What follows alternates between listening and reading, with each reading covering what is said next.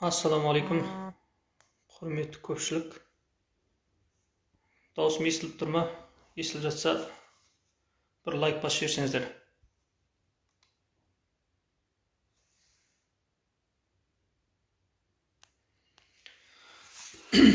A'udhu billahi minashaytanir rajim. Bismillahirrahmanirrahim. Alhamdulillah.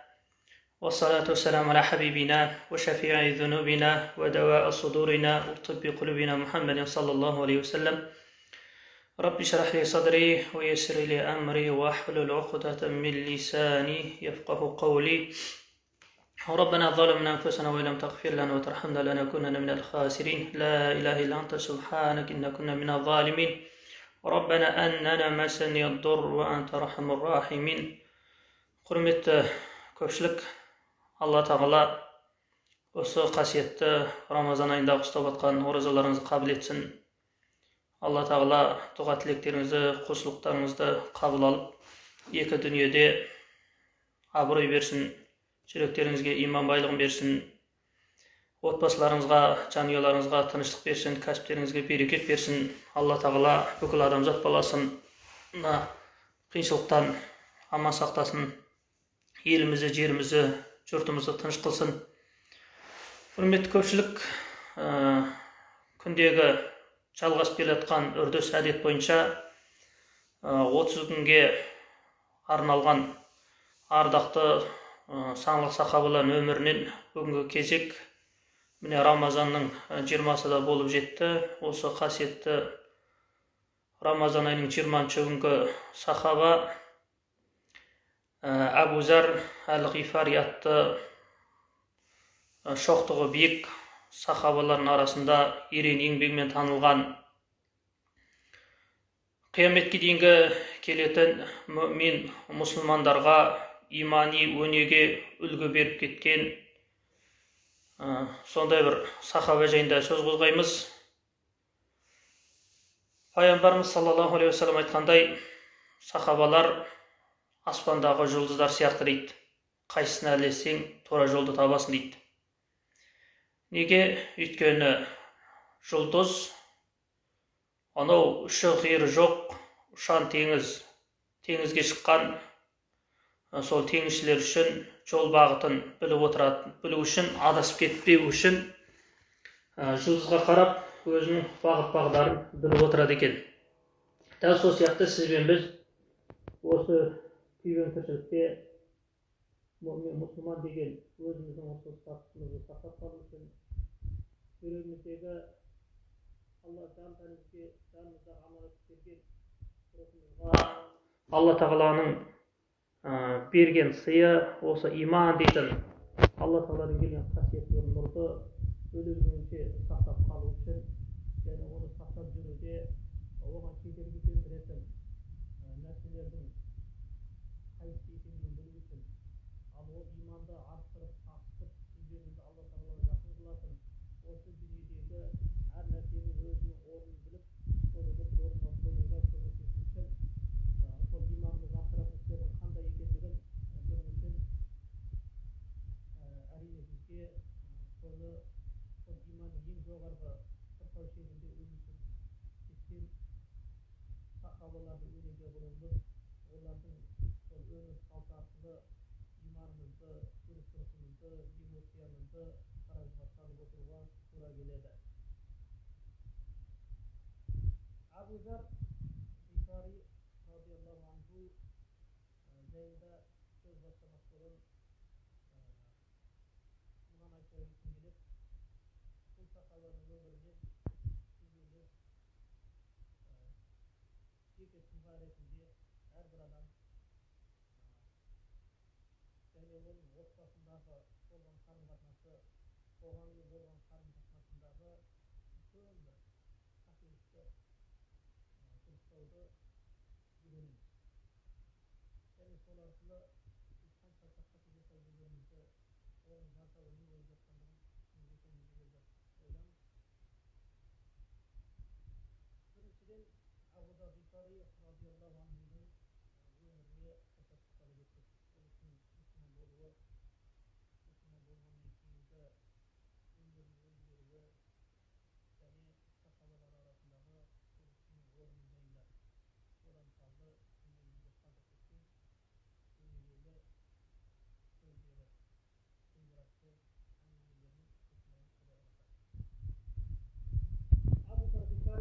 радиаллаху анху исламға алғаш болып кірген сахабалардың бірі. Ол кісі жайында былай деп айтылады: 4 адамның 4-шісі немесе 5-дің 5-шісі дейді. Пайғамбарымыз саллаллаху алейхи уассаламға пайғамбарлық келіп, адамзат баласын Алла тағаламен қауыштыратын, жаратушымен қауыштыратын, адаммен жаратушының ортасын, адаммен адамның ортасын, адаммен осынау қоршаған табиғат жаратылыстың ортасын реттейтін осы ислам діні, иман дейтін қасиетті Алла тағаладан киелі бір сый беріліп бастап жатқан кезде Пайғамбарымыз саллаллаху алейхи келген хақты қабылдаған адамдардың саны 4 ғана еді, немесе 3 еді дейді. Ал солардың 4-шісі яки 5-шісі болған адам осы Абу Зар Ғифари радиаллаху анху екен. Абу Зар Ғифари радиаллаху анху өзінің иманға келу уақиғасын былай деп баяндайды. Имам Бухари мен Муслимда Абдулла ибн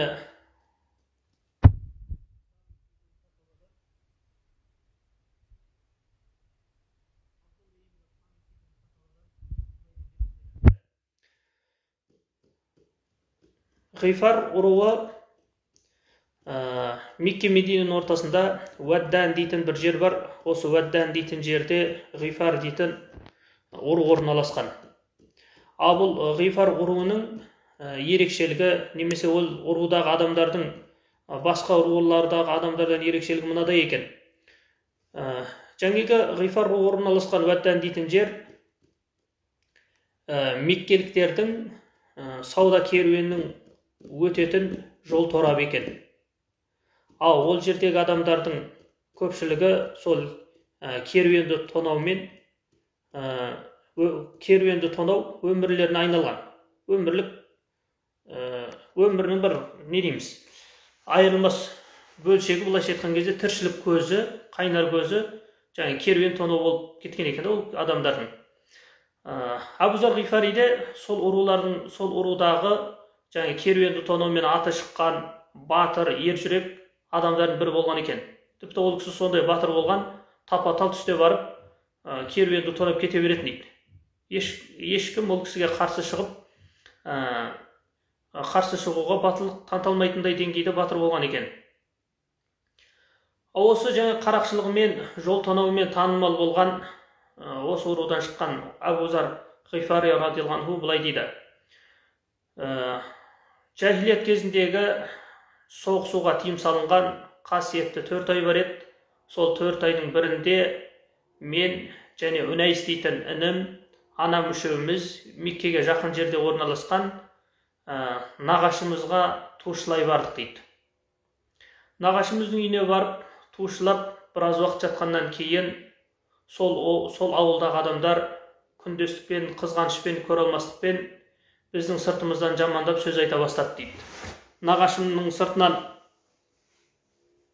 өзінің бала шағасын жарыта алмай жүріп, өзінің бала шағасына дұрыс қарай алмай жүріп, анау алыстан келген бір туысқанының жағдайын жасап, оны ерекше күтіп,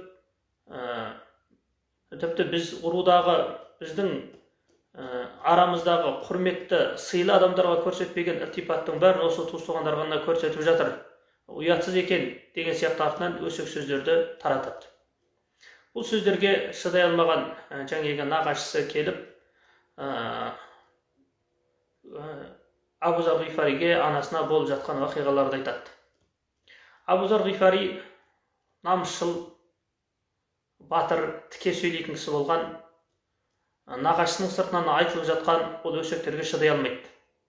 Сонымен ол кісі өзінің жөнін айтып, Мекке жаққа қарай кететіндігін айтады. Нағашысының ауылынан шыққаннан кейін жаңағы Үнәйс дейтін інісі ақын кісі болған екен. Білесіздер, Құран кәрімнің араб тілінде келуінің хикмет сырларының бірі мүшрік болып жүрген арабтарды жеңу үшін олардың ең керемет дамыған жаңағы шешендік, ақындық жағынан оларды басатын болсаң, оларды мойынсал қылатын болсаң, олар жаңағы өзіңіздің айтқан нәрсеңізді қабылдауға дайын болатын бір хал жағдайға келетін тұсы бар еді. Сондықтан да жаңа Құран кәрім сол ең ақын шешен деген арабтарды тіл жағынан мойындатқан еді. Абу Зар Ғифаридің жаңағы Унайс дейтін ақын інісі Абу Зар Ғифариге былай дейді: аға, менің Мекке қаласына кіріп, істеу керек болған біраз тірліктерім, жұмыстарым бар еді. Маған біраз жол қараты жағынан көмектессең, және анама қарайлап тұрсан, мен бір Меккеге барып келейін дейді. Сөйтіп Унайс інісі Меккеге барады. Меккеге барғаннан кейін ол жерде келеді-ау деген күткен уақытынан сәл кешігеді. Кешігіп келгеннен кейін Абу Зар Ғифари радиаллаху анху сұрайды: кешіккеніңе жөн болсын, не себепті кешіктің, келу керек едің ғой, ол жақта не болып жатыр екен, ел жұрт аман ба, тыныштық па, Мекке халқынан не хабар деп сұрайды. Сол кезде Унайс былай дейді: Меккеде өзім пайғамбармын деген біреу шығыпты. Оның істеп жүргені, айтқан сөздер сенікіне ұқсайды екен дейді. Бұлай деп айтқан себебі, Абу Зар Ғифари радиаллаху анху имандылықты қабылдаудан бұрында бұтқа табынбаған, жан дүниесі таза пәк болған кісі екен. Абу Зар Ғифари радиаллаху анху тіпті былай дейді: пайғамбарымыз саллаллаху алейхи уассалам келуден бұрын мен бір жаратушыға сыйынып құлшылық қылатын едім дейді. Өз білгенімше намаз оқитын едім дейді. Сол кезде ол намаз оқығанда қай жаққа қарайтын едіңіз десе, хайду ваджахани Алла тағала жүзімді бұрған жаққа қарап намаз оқи беретінмін дейді. Жаңағы сенің айтқан сөзіне ұқсайтын нәрсені айтып жүр деген сөзді естіген кезде жүрегі дір ете қалады Абу Зар Ғифари радиаллаху анхудың. Сөйтіп айтады: ол не айтып жүр дейді, және Мекке халқы ол жайында не айтып жатыр дейді. Ол кісі інісі айтады: жаңағы өзін пайғамбармын деген адам көркем ақылаққа шақырады екен, мейірімділікке шақырады екен, туыс туғандардың арасындағы қарым-қатынасты дұрыстауға шақырады екен. Ал Мекке халқы болса оны жынданған, сиқырланған, ес ауысы алмасқан ақын, сиқыршы деп, оның сыртынан солай деп айтады екен дейді. Екі сөздің қайсысына сенерін білмеген Абу Зар Ғифари інісіне айтады: сен дейді, менің жаңағы айызымды қандыратындай тұшымды нақты бір жауап айтқан жоқсың. Одан да мен өзім барып, екі көзіме көріп, ет құлағымен естіп, жағдайды біліп қайтайын дейді. Інісін қалдырып анасының жанында Абу Зар Ғифари радиаллаху анху Меккеге жол алады.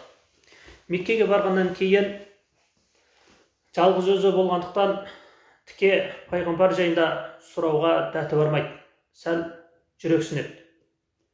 Сөйтіп сол Мекке халқының ішіндегі әлжуаздау, дене тұрқысына қарасаң әлсіз, былайша айтқан кезде бір ұрғанда құлатып түсіруге болатындай деген бір арық болған бір кісіні шақырып алады. Ол кісінің ойында, егер де бұл адам менің сұрағыма жауап берсе, мақсатыма жетемін, ал егер де оқыс жағдай болып жатса, ең азында бұл адамды ұрып құлатамын-ау деген сондай ішкі есебі болған еді. Абу Зар Ғифари радиаллаху анху жаңағы кісіден өзін пайғамбармын деп жүрген адамды қайдан табуыма болады, сендер оны білесің бе деп сұрайды. Осы кезде жаңағы әлсіз, бір ұрғанда құлақ болады-ау деген адам дене пішіміне қараған кезде Мекке халқына жар салады: Мекке халқы, міне жерде дінінен бас тартқан, азғындықпен бақытсыздыққа ұшырайын деп жүрген біреу келіп тұр екен. Өз дінін сатпақша, ата бабасының дінінен бас тартпақшы болып келген екен сонша жерден деген деп айғай салады. Бұл сөзді естігенде Мекке халқы, мүшриктер Абу Зар Ғифари радиаллаху анхуды қолына не түссе сонымен сабай жөнеледі. Біреу ағашпен, біреу таяқпен ұрып, өлімші етіп сабады дейді. Абу Зар Ғифари радиаллаху анху айтады: мен дейді, Ұрғаны соншалықты бет аузымда сау тамтық қалмаған, олар мені өлтіріп тастадық дейтіндей деңгейде ұрып соқты дейді. Олар кеткеннен кейін зорға есімді жиып, Зәмзәм суына барып, беті қолымды жудым дейді. Зәмзәм суымен беті қолымды жуып, жараланған жерімді жуып шайғаным сол екен, жайлап, жараланып жазыла бастады дейді. Жаңағы Зәмзәм суының қасиеті соншалықты болған. Абу Зар Ғифари радиаллаху анху пайғамбарымыз саллаллаху алейхи уассаламды таба алмай, сол Меккеде 30 күн қалған екен. 30 күн қалған. 30 күнге жақындаған уақытында Абу Зар Ғифари сол күнде Кағбаның айналасына қонып, жаңағы Кағбаға тағылған матаның астарында сол жерде жүреді екен. Адам келсе сол жерде тасалап, жан сақтап, өйткені Кағбаның астарына асылған адамды жаңағы өлтірмейді деген жахилиятте де сондай бір қағида бар еді. Абу Зар Ғифари радиаллаху анху бір күні түн ішінде тұрған едім, бір екі әйел адам келіп Кағбаны тауаф етпекші болды дейді. Мен олардың мені көруін қалаған жоқпын дейді. Сөйтіп, оларды Кағбаның айналасына қуып жіберу үшін оларға барымда екеуіңнің бірімен некелескім келеді деген сөзді жахилияттегі ең анайы, ең ұятты сөзбен айттым дейді. Менің аузымнан шыққан бұл сөзді естігеннен кейін екеуі жүрексініп кетіп қалды дейді.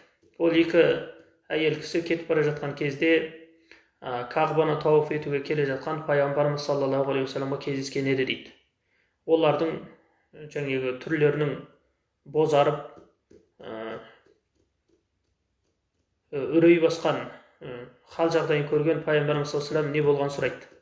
Сол кезде пайғамбарымыз саллаллаху алейхи уассаламға жаңағы екі әйел кісі жахилияттағы ең айтылатын, ең ұятсыз сөздерді айтқан бір ер адамның Кағбада тұрғандығын, өздеріне Кағбаны тауып жасауға кедергі болғандығын айтады. Пайғамбарымыз саллаллаху алейхи уассалам Кағбаға келіп, тауып жасап, 2 ракағат намаз оқиды. Тауып жасап, 2 ракағат намаз оқып болған кезде Абу Зар Ғифари радиаллаху анху бірден пайғамбарымыз саллаллаху алейхи уассаламға «Ассаламу алейкум я Расулуллах» деп айтады. Міне, ислам тарихында пайғамбарымыз саллаллаху алейхи уассаламға ең бірінші рет жаңағы мұсылмандардың сәлеммен сәлемдескен адам осы Абу Зар Ғифари радиаллаху анху болған. Ең бірінші «Ассаламу алейкум» деп айтқан сөзді айтқан адам, сахаба, ол жаңағы 4 сахаба болса, иман еткен адамдар 4-шісі болған, 5 болса сол 5-шісі болған, одан көп болмаған сахабалар ол кезде, сол 4-ші болған Абу Зар Ғифари радиаллаху анху еді. Пайғамбарымыз саллаллаху алейхи уассаламға келіп, пайғамбарымыз саллаллаху келіп, имандылыққа келгеннен пайғамбарымыз саллаллаху айтады: «Сен мұнда қанша уақыттан бері жүрсің, өзің қайдан боласың?» дейді. Пайғамбар Абу Зар Ғифари радиаллаху анху Меккеде 30 түн дейді. 30 тәуліктен бері пайғамбарымыз саллаллаху іздеп жүргендігін айтады. Пайғамбарымыз саллаллаху таң қалады. Сен қалайша 30 күннен бері бұл жерде өмір сүріп жатсың? Қалай ішіп жеп жатсың? Қалай тіршілік көріп жатсың дейді. Сол кезде Абу Зар Ғифари радиаллаху анху айтады: «Алла куә» дейді. 30 күннен бері Зәмзәм суын ғана іштім, нәр татқан жоқ дейді. Тіпті Зәмзәм суын ішіп семіріп кеттім дейді. Қарнымда салақтап, май басатындай деңгейге жеттім деп, жаңағы ішін ұстап көрсеткен екен. Пайғамбарымыз саллаллаху алейхи жөн сұрай келе өзінің қайдан болғандығын айтады. Абу Зар Ғифари радиаллаху анху Ғифар дейтін ұруынан арнайы келгендігін айтады. Пайғамбарымыз саллаллаху алейхи таң болады. Өйткені Меккедегі ізгі жақсы, ақсүйек, беделді, тіпті ақылды, сұңғыла дана дейтін адамдар пайғамбарлықтан, пайғамбарымыз саллаллаху алейхи алып келген хақиқаттан теріс айланып жатқан кезде, анау қарақшылығымен, жол танауымен, бұзықтығымен аты шыққан бір ұрудан осындай бір адамның келіп, имандылықты қабылдау дейтін сондай бір таңғаларлық жағдай еді. Пайғамбарымыз саллаллаху алейхи вассалам ол кісіге әзілдеп: «Ғифар руынансың ба? ғифар руынан да адам келеді екен ғой деген сияқты маңдайын ұстап көрсетті дейді. Пайғамбарымыз саллаллаху алейхи уассаламға иман келтіргеннен кейін Абу Зар Ғифари жүрегі иман нұрына толып, ол кісі бұрын батыр болған адам, ешкім қарсы шықпаған, шын сөйлейтін адам болған еді. Пайғамбарымыз жаңағы иманның нұры жүрегіне қонғаннан кейін жүрегі атқақтап, иман нұры бойын кернеп, ол ақиқатты жар салмаса тұра алмайтын өзінің қызба табиғатымен айтады: «Я Расулулла, сіз алып келген бұл хақиқатты бүкіл адам баласы білу керек қой, бұны жар салуымыз керек қой. Мен барамда осы сіздің ақып келген ақиқатыңызды жар салып айтам» дейді. Пайғамбарымыз саллаллаху алейхи айтады: «Жоқ, олай істеме» дейді. «Егер олай істейтін болсаң, өміріңе қауіп төнеді» дейді. Пайғамбарымыз саллаллаху алейхи айтқанына тағы да айтады: «Бұл ақиқат адамзат баласына жар салынып жету керек болған ақиқат. Әсте олай қалмау керек» деген сөзді айтқаннан кейін Пайғамбарымыз саллаллаху алейхи Абу Зар Ғифари бұл сөзіне үндемейді.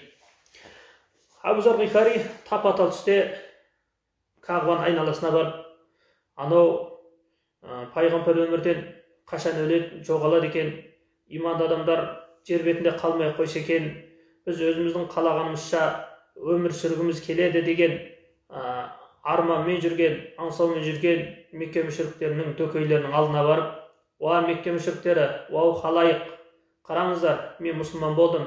Ашхаду ан ла иляха иллаллах ва ашхаду анна Мухаммад Расулуллах. Аллахтан басқа жаратушы жоқ, Мұхаммед оның елшісі» деп жар салады. Бұл сөзді ести сала, Кағбаның айналасында отырған Мекке мүшриктері орындарынан атып тұрып, қолдарында не бар, сонымен Абу Зар Ғифариді сабай жөнеледі. Абу Зар Ғифариді өлімші етіп сабап жатқан жерінде Аббас ибн Абдул Мутталиб келіп қалып: «Хей, сендер кімді ұрып жатқандарын білесіңдер ме? Бұл Ғифар руынан қой. Ғифар руының жай ғана мүшесі емес, оның белді басшыларынан бірі. Білесіңдер ме, анау сендердің керуендерің Ғифар руының жолынан өтеді ғой. Егер сендер мұны өлтіріп қоятын болсаңдар, ертең саудаларың кедергі ұшырайды. Күнкөрістерің қиындап кетеді. Бұл адам жайына қалдырыңдар» деп Аббас ибн Абдул Мутталибтің сол себебімен Абу Зар Ғифари радиаллаху анху аман қалады. Абу Зар Ғифари радиаллаху анхуға Пайғамбарымыз саллаллаху алейхи уассалам былай дейді: «Уа Абу Зар, егер мені тыңдасаң, Алла тағала маған құрмасы мол бір жасыл орынды көрсетті. Оның анау Ясриб, Мединенің бұрынғы аталуы. Ясрибтан басқа жерде ойламаймын.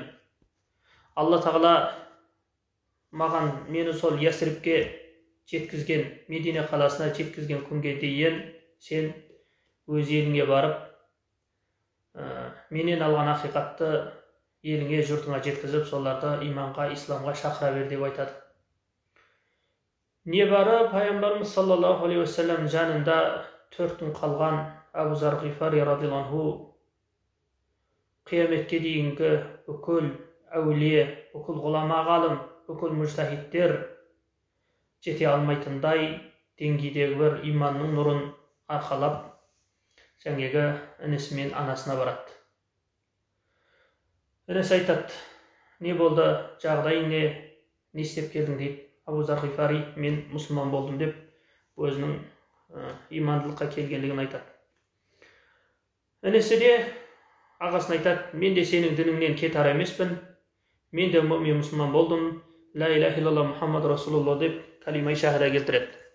Екеуінің мұсылман болғандығын көрген анасы да: «Жүрегімнің нұры, көздерімнің қарашық болған құлындарым, сендер мен мұсылман болып жатсаңдар, мен қайда барамын, сендердің діндеріңді мен де қабылдадым» деп анасы да мұсылман болады. Сөйтіп Абу Зар Ғифари анасы мен інісін ертіп ауылына барып, сол жердегі ауылдың беделді адамдарынан тартып, ақындары бар, жазушылары бар, батырлары бар, байлары бар, соларды иманға, исламға шақырып бастайды. Абу Зар Ғифаридің табандылығы, Аллахқа деген шынайы иманын жүрісінен, сөзінен, тіпті кірпігін қимылдатуынан көрген Ғифар руының тең жартысы мұсылмандыққа келеді. Қалған жартысы айтады: «Біз» дейді, «Пайғамбарымыз саллаллаху алейхи уассаламды сол Мединеде көрген кезде бар, шынайы болса сол жерде иманды, исламды қабылдаймыз дейді. Абу Зар Ғифаридің жасап жатқан үгіт насихаты, жасап жатқан дағуатын естіген, олармен жақын отыратын Сүлейм дейтін ру болады. Және олармен қыз алысып, қыз берісіп, осындай құдандалық қан туыс болып кеткен Сүлейм руының басым көпшілігі имандылыққа келеді.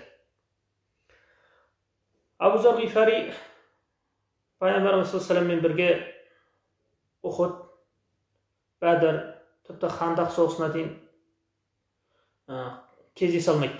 Хандақ соғысы жаңағы Мединенің айналасында ор қазатын білесіздер.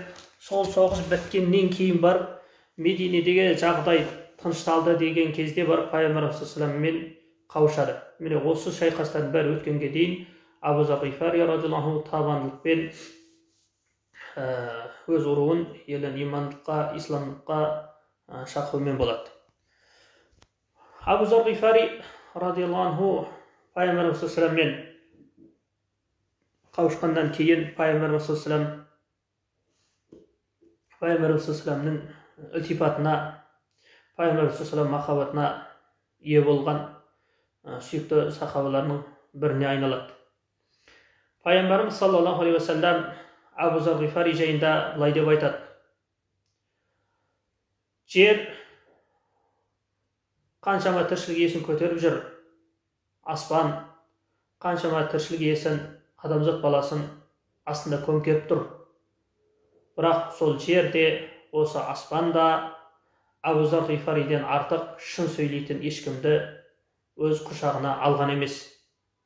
Жер басып жүрген адамдардың ішінде Абу Зар Ғифариден артық шын сөйлейтін, мынау көк аспанның астында Абу Зар Ғифариден артық шын сөйлейтін адам жоқ деп өзінің ілтипатын білдірген екен.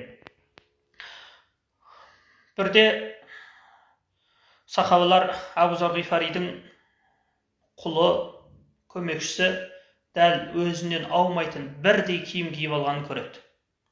Сөйтіп сұрайды: "Я Абу Зар, сені бұл жағдайыңды қалай түсінуге болады? Әдетте құлдың, күңнің жағдайы өзінің қожасынан төмен болмаушы ма еді? Сенің бұлай істегенің қалай? Сенің бұл істегеніңе қарап, баршамызды осылай істеуге тура келеді ғой" дейді. Сол кезде ол кісі Пайғамбарымыз саллаллаху алейхи вассаламның былай деген айтады: "Қол астындағы қызметшілерің, құлдарың, ол сендердің бауырларың. Оларға мейірімділік танытыңдар, өздеріңнің кигендеріңнен киіп, өздеріңнің ішкендеріңнен жегізіңдер" деген хадисін айтып, Пайғамбарымыз саллаллаху алейхи вассаламның осылай деген естіген едім деп, сол хадисті естіген күннен бастап өзінің көмекшісі, қол астындағы қызметшілеріне өзімен бірге дастархандас болуына, өзі алған матадан оларға бірдей сол киім кигізіп отырған екен. Абу Зар Ғифари радиаллаху анху ғалым сахабалардың бірі болған. Тіпті білім жағынан Абдулла ибн Масғуд радиаллаху анхумен деңгейлес болған дейді. Али радиаллаху анху, білесіздер, білімнің қақпасы деп аталған Али радиаллаху анху былай дейді: Абу Зар Ғифари ол кісі білімнің ыдысы еді. Тек қана өкінішке орай ауызы жабылған, немесе ауызы жіппен байланған, іші білімге толған бір қазына дейді. Әттең өкінішке орай сол қазынаның есігі ашылмай кетті ғой деген екен. Ол кісі өмірінде Пайғамбарымыз саллаллаху алейхи вассаламнан 281 хадис жеткізген екен. Хадисті өте көп, мықты білген ғалым сахабалардың бірі болған, бірақ та шыншылдығы, Пайғамбарымыз саллаллаху алейхи вассаламның атынан жалған сөйлеп қоймайын, сөздің орнын немесе мағынасын ауыстырып алудан қорыққаны соншалықты көп хадисті риуаят етіп жеткізбеген. Абу Зар Ғифари радиаллаху анху Пайғамбарымыз саллаллаху алейхи вассалам дүниеден озғаннан кейін Мекке Мединеде қалмайды. Ол кісі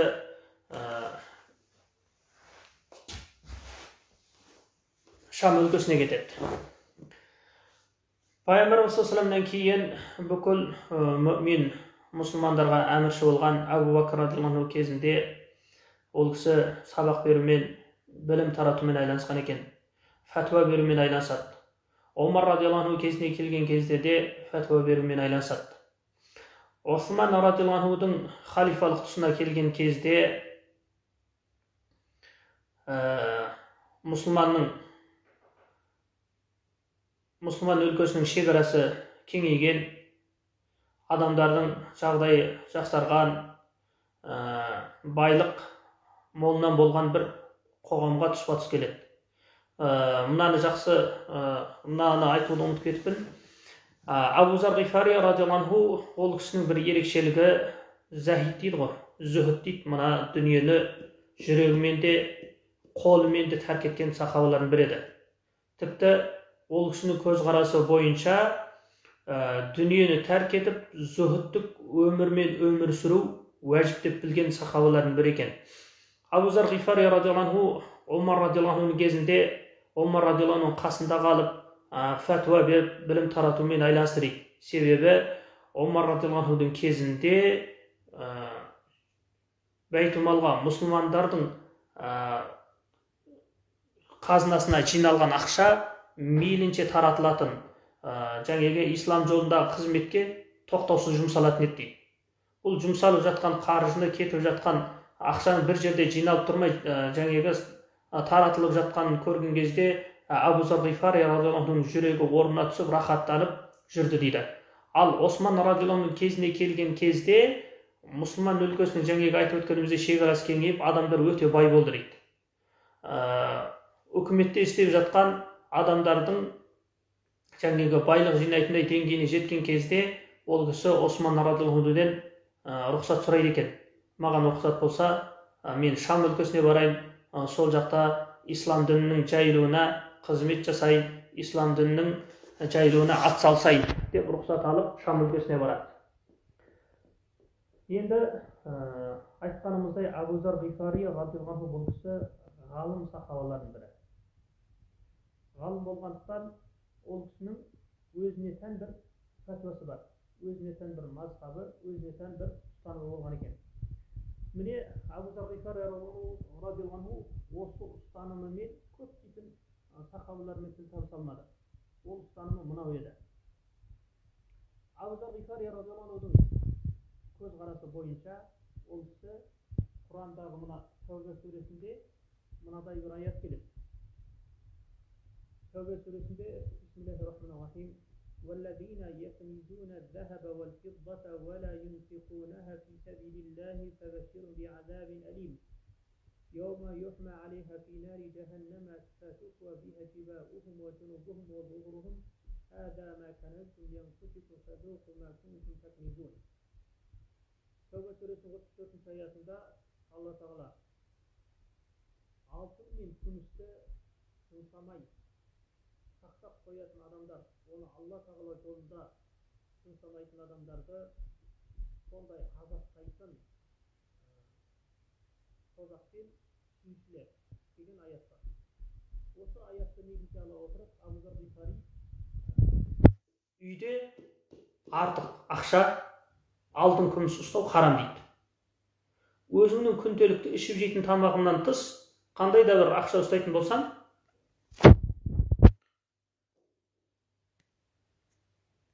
қазір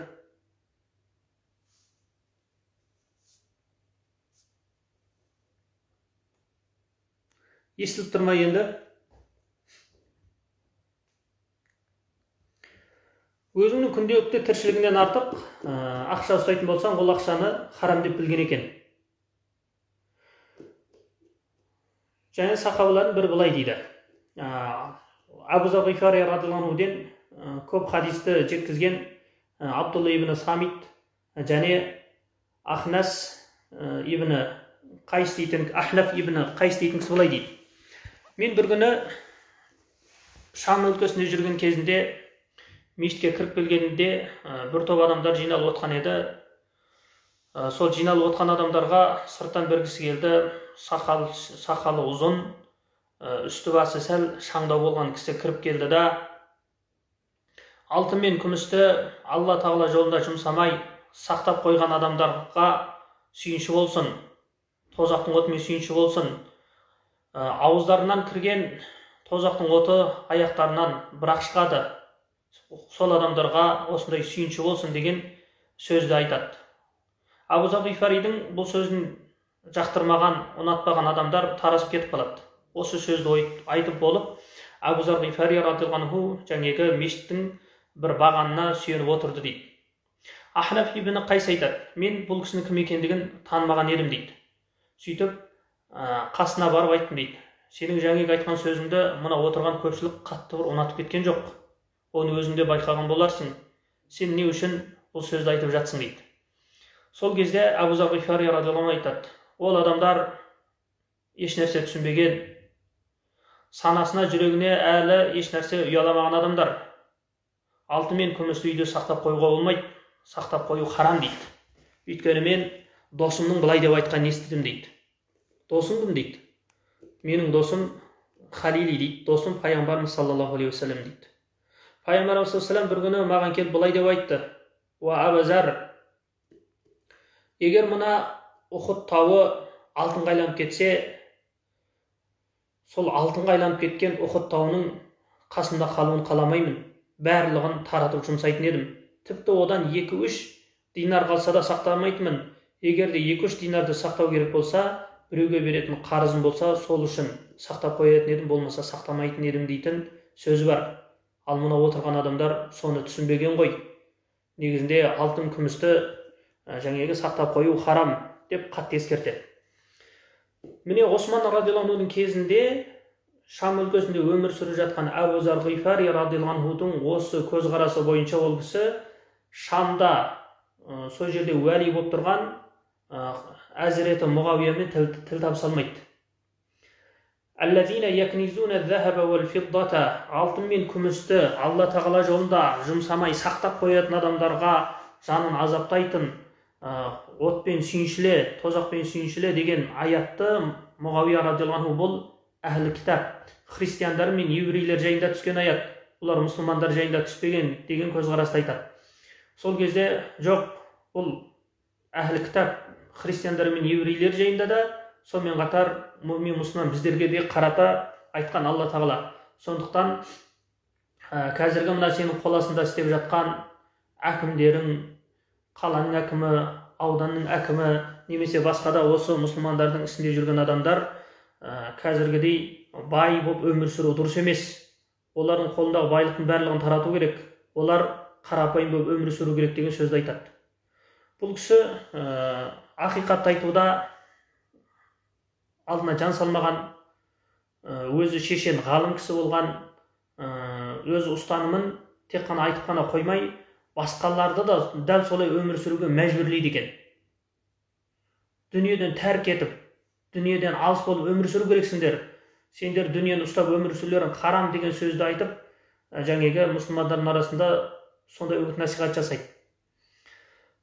Абу Зар Ғифари радиаллаху анхумен келісе алмаған Әзіреті Мұғауия радиаллаху анху Осман радиаллаху анхуге шағымданып хат жазады. Абу Зар Ғифаримен болған уақиғаны айтады. Кейін Абу Зар Ғифариді Осман радиаллаху анху шақыртып алады. Осман радиаллаху анху шақыртып алып, өзінің қасында ұстайды. Абу Зар Ғифари радиаллаху анху жайында жалпы мынадай бір сөз айтылады, бірақ бұл сөз негізі жаңсақ сөз. Ол сөз мынау: Осман радиаллаху анху арнайы бұйрық беріп, Абу Зар Ғифари радиаллаху анхуды жаңағы Забда Рабза дейтін жерде өмір сүруге мәжбүрлеген дейді. Жоқ, бұлай емес екен. Бұхариде және Муслимда келген бір хадис бар. Осы хадисте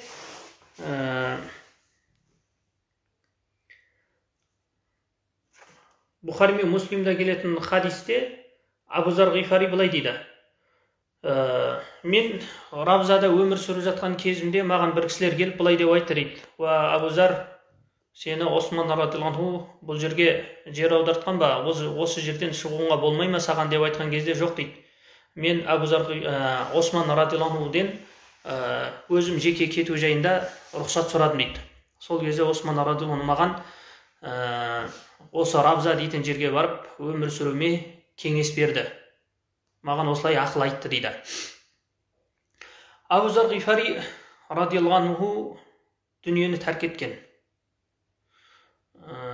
Өте тақуа кісі болған. Ол кісі тек қана өзі солай өмір сүріп қана қоймай, басқаларында осылай өмір сүруіне мәжбүрлейді адамдарды. Соған шақырады.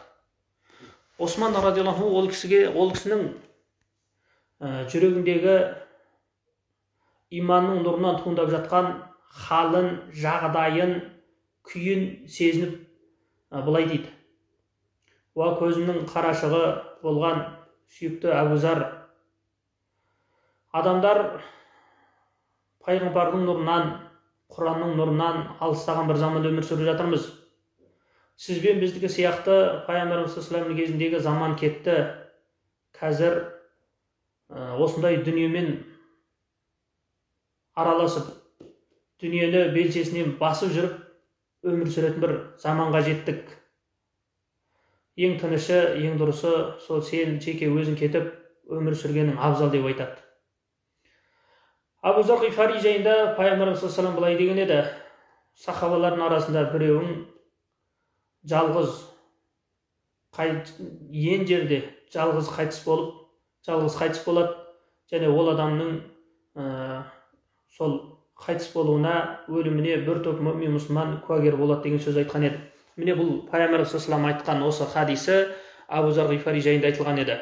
Абу Зар Ғифари радиаллаху анхуге ажалы жақындап өлім төсегінде жатқан кезінде ол кісі өзінің анасы мен баласына былай деп өсиет айтқан екен: мен қайтыс болғаннан кейін мені осы жаңағы Равзадағы жолға тастап қойыңдар, мүмин мұсылмандар менің қайтыс болғанымды көрсін дейді. Осы сөзін, өсиетін айтып жатқан кезінде анасы егіліп қатты жылайды.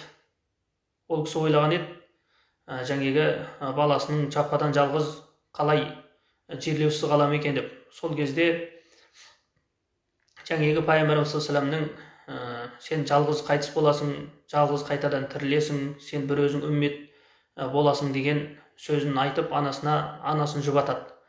Абу Зар Ғифари радиаллаху анху қайтыс болған кезінде сол Равзаның шетінде жатқанда бір топ мүмин мұсылманның бір кісінің мәйітіне келіп жаңағы қаумалап тұрғандығын Абдулла ибн Масғуд көреді.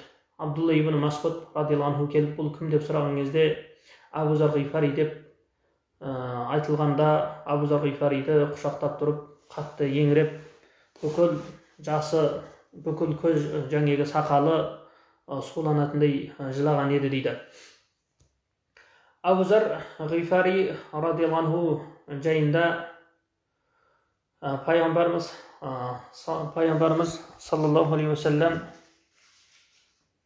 жаңағы мынадай бір хадисі бар: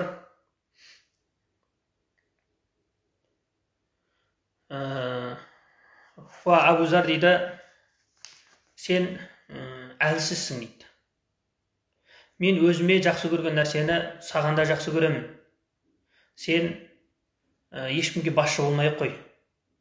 Тіпті екі адам жиналып тұрса, соның жаңағы үшіншісі болып соларды басқарма, және жетімдердің малын басқарма деп айтқан екен. Пайғамбарымыз саллаллаху алейхи вассаламның бұл жердегі Абу Зар сен әлсізсің дегені жаңағы дене қуаты жағынан әлсіздік емес дейді. Пайғамбарымыз саллаллаху алейхи вассалам ол кісінің дүниеден алыстығын білген дейді. Ал дүниеден алыс болған адам жетімдердің малына қарап жетімдерді қол астына ұстайтын болса, олардың малын барлығын жаңағы садақа қылып таратып жіберетін деңгейге жетеді дейді. Ал жетімді ондай басқаларға қол жайып кедей болып қалатындай деңгейге, жағдайға қалдыруға болмайды. Міне пайғамбарымыз саллаллаху Абу Зар Ғифари радиаллаху анхудан көрген көрегендігі осы. Пайғамбарымыз саллаллаху сахабаларын бір көрген кезде ол жаңағы ардақты сахабаларының қандай мінезімен, қандай ерекшелігімен, қасиетімен иманға, исламға пайдалы болатындығын білген еді. Сол себептен де Абу Зар Ғифариге осы сөзді айтты дейді. Және Абу Зар пайғамбарымыз саллаллаху ардақты сахабалардың көпшілігін жаңағы исламдағы дінге қызметте басшы рет қолданып бастады дейді. Сол кезде Абу Зар Ғифаридің жаңағы сұраған еді: я Расулуллах, мені де қашан қолданасың, мені де бір нәрсеге жұмсасаңшы деп айтқан кезде, өтініп сұраған кезде, жаңа пайғамбар саллаллаху алейхи вассалам айтады: уа Абу Зар, басшылық дейтін нәрсе сұралмайды, ол тек қана беріледі. Егер басшылықты адам өзі сұрап алатын болса, Алла тағала ол адамды жәрдемсіз қалдырып, өзінің еркімен істетеді екен. Ал сұрамай басшылық берілетін болса, тағайындалатын болса, Алла тағала ол адамға жәрдемші болатын еді дейді. Абу Зар Ғифари радиаллаху анхудың осы жан дүниесіндегі дүниеден алыстығының соншалықты болған, және де мынадай бір уақиға болады. Білесіздер, сахабалардың ішіндегі бай болған Абдурахман бин Ауф радиаллаху анху қайтыс болады. Қайтыс болған кезде және Каъб бин ал-Ахбар дейтін яһудилерден мұмин мұсылман болған яһудилердің ғалым сахабасы Каъб дейтін кісі осы Абдурахман бин Ауфтың артында қалған мұрасын таратып жатқан еді дейді. Осы таратып жатқан мәжіліске Абу Зар Ғифари радиаллаху анху да келіп, былай деп айтты дейді: сендер не істеп жатсыңдар? Не бүлдіріп жатсыңдар? Мынау Абдурахман бин Ауф ол садақа беруді, дін жолында нәпақа шығаруды жақсы көретін еді. Ол көзінің тірісінде осы Алла тағаланың берген ырыздығын солай қолданды. Ал сендер болсаңдар, мұрасын бөліске тартып, бөліске салып, Алла тағала жолында жұмсалмай қалуына себеп болайын деп жатсыңдар деген сөзді айтады. Сол кезде жаңағы Каъб бин ал-Ахбар Абдурахман бин Ауфке қалап тұрған жақсылығыңды мен де қалаймын. Негізі дұрысы ол кісінің мұрасы үлестірілу керек деген сөзді айтады. Осы жаңағы Каъб бин ал-Ахбар радиаллаху анхудың сөзіне ашуланған Абу Зар Ғифари радиаллаху анху жаңа бір риуаятында осы Каъб радиаллаху анхуды ұрды дегенде бір уақиғалар сөз етіледі. Абу Зар Ғифари радиаллаху анху өзінің жаңағы жақсы көрген шәкірті Абдулла ибн Самит дейтін сахабаға радиаллаху анхуге былай деп өсиет айтқан екен: мен саған 7 нәрсені өсиет етемін. Біріншісі хуббул масакин, мискин, фақирлерді, жағдайы жоқ адамдарды жақсы көр дейді.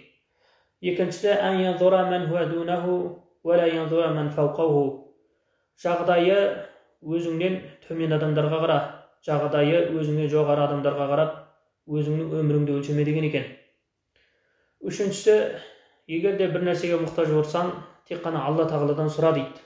Төртіншісі, ан ясила рахимаху, туыс-туғаныңмен қарым-қатынасыңды ешқашан үзуші болма дейді. Бесіншісі, ақиқатты қандай жағдай болса да, қандай қиыншылықтың астында болсаң да, тайсалмай ақиқатты айт дейді. Алтыншысы, алла яхафа филлахи лаумата лаим. Адамдарды дінге шақыруда, Алла тағаланы адамзат баласына сүйдіруде, адамдардың ұрысуынан, адамдардың қорқуынан жасқанба. Дінге қызметте ешқашан қорқушы болма деген екен. Жетіншісі, ан юксира қаула ла хаула ва ла қувата илля билля, ла хаула ва ла қувата илля билля деген сөзді көбірек айт. Өйткені бұл канзун мин кунузил арш, немесе мин кунузил жанна, бұл жәннаттың қазынасынан, адамзат баласына берген Алла тағаланың жаңағы қазынасы. Осы сөзді көбірек айт. Енді мынадай мәселені айта кету керекпіз. Біріншіден, жаңағы Абу Зар Ғифаридің айтып жүрген жеке көзқарасы бойынша алтын күмісті сақтауға болмайды деді. Бірақ та басым көпшілік сахабалардың көзқарасы бойынша алтын күмісті, ақшаны үйде ұстап сақтауға болады. Себебі сол алтын күмісті немесе дүние мүлкіңіздің зекеті берілгеннен кейін оны ұстауға, сақтауға болады дейді. Ал еді Алла тағаланың Құран кәрімде айтқан алтын күмісті Алла тағала жолында жұмсамай сақтап қойған адамдар тозақтық болады дегені, сол жаңағы өз үйінде сақтаған байлығының, мал мүлкінің зекетін бермегені дейді. Егер зекетін бермей, мал мүлікті, дүниені үйде ұстайтын болса, ол ақыретте адам баласы үшін өкініш болады екен, адам баласы үшін адам баласын қасіретке алып келетін бір жағдайға жеткізеді дейді. Абу Зар Ғифари радиаллаху анхудың өмірінен алатын сабағымыз біріншіден мынадай. Адам жеке өзі тұлғасына, жеке өзі жан дүниесіне қаншалықты тақуа болсын, өзінің жеке тақуалық өміріне қаншалықты жаңағы бір формалар, шектеулер қойып өмір сүрсін, бірақ та ол басқаларды мәжбүрлеуге болмайды дейді. Сіз Рамазан айынан тыс айлап ораза ұстаңыз, аптада 4 күн ораза ұстаңыз, бірақ сіз өзіңіздің жүрегіңіздегі сол иманыңыздың нұрына, сол тақуалығыңызға басқа адамдарды мәжбүрлеуіңізге болмайды дейді. Олай істеу дұрыс емес екен. Қазір қоғамда мынаны білесіздер, жаңадан имандылыққа келіп, енді намаз оқып бастаған адамдар бірден өзі сол жаңағы иманның нұрына жүрегі толып бақыт құшағына жеткен кезде басқа адамдар да сол өзінің сезініп жүрген нәрсесін сезсе екен, сондай өмір сүрсе екен деген ой болады да, ең жоғарғы максималдық деңгейде адамдарды шектеп бастайды. Жоқ, бұл дұрыс емес дейді. Неге? Өйткені Абу Зар Ғифари радиаллаху анху жаңағы адамдарды дүниені тастауға, алтын күмісін тастауға адамдарды соған шақырды дейді.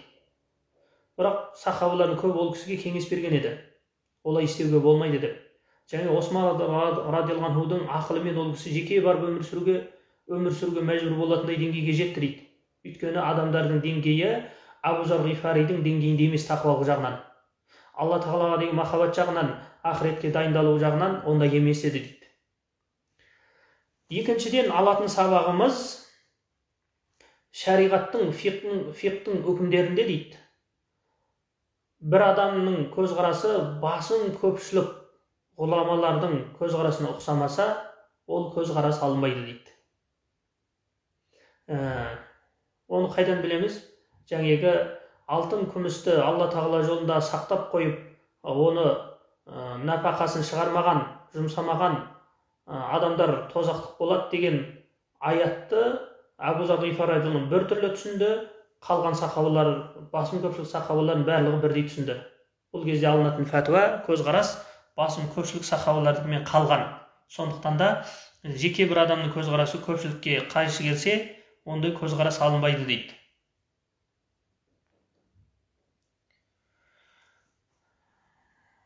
Құрметті көпшілік, уақытта бір жерге барып қалған екен. Алла тағала сіз бен бізді сахабаларды сүюге, сахабалар сияқты өмір сүруге, сахабаларды жақсы көруге Алла тағала сіз бен бізге сондай бір күш-қуат берсін, сіз бен бізге сондай бір өмір сыйласын. Алла тағала ақыретте сол сахабалармен қауышқан кезде жүзімізді жарқын қылатындай, екі дүниеде абыроймен өмір сүретіндей бір өмірді сіз бен бізге нәсіп етсін. Еліміз аман, жұртымыз тыныш болсын. Дұға тілектеріңіз қабыл болсын, оразаларыңыз қабыл болсын. Ассаламу алейкум.